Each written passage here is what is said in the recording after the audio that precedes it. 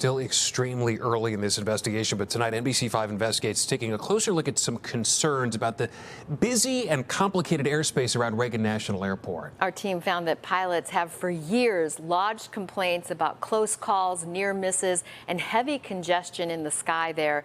We're joined now by our investigative reporter Bennett Haeberle with what he's found out. Bennett. Yeah, Stefan and Allison, we took a closer look at a NASA database where pilots voluntarily submit their experiences. The complaints and figures could represent an undercount of the actual incidents, but they underscore a long-standing concern.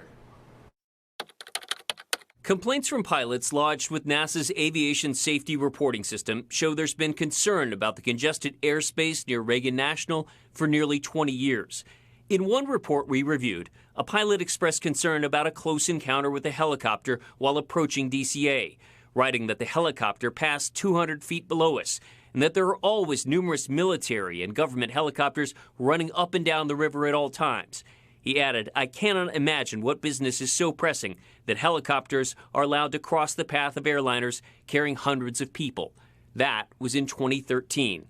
In 2015, another pilot complained about the very runway that the regional American Airlines flight was attempting to land on before Wednesday's fatal mid-air collision. In that reported near miss, the pilot wrote that there was an extreme lack of communication between the tower and that there may be a need for more guidelines to keep the arriving aircraft separate from low-flying helicopters. And just last April, another pilot wrote, "We never received a warning of the traffic from air traffic control, suggesting a need for better separation between aircraft." All told, NBC5 Investigates found at least 16 complaints dating back to 2006, where pilots expressed concerns about air congestion near DCA and mentioned helicopters. Their flight path should have been hugging the east bank of the Potomac River, so they should not have been within the flight path of that landing aircraft. We spoke to U.S. Senator Tammy Duckworth, a former military pilot who has flown Black Hawk helicopters like the one involved in Wednesday's fatal crash. She's also the ranking member on the Aviation Subcommittee and says she'll be looking into the concerns we pointed out. Very much so, we will be looking at that. Obviously, near misses, I think, is a misnomer. We should call them near collisions because we actually barely avoid a collision, right? And this is happening across the country. Duckworth, who took part in an FAA briefing early Thursday, said in the coming months, lawmakers will be looking to increase training hours for military pilots and hiring additional air traffic controllers.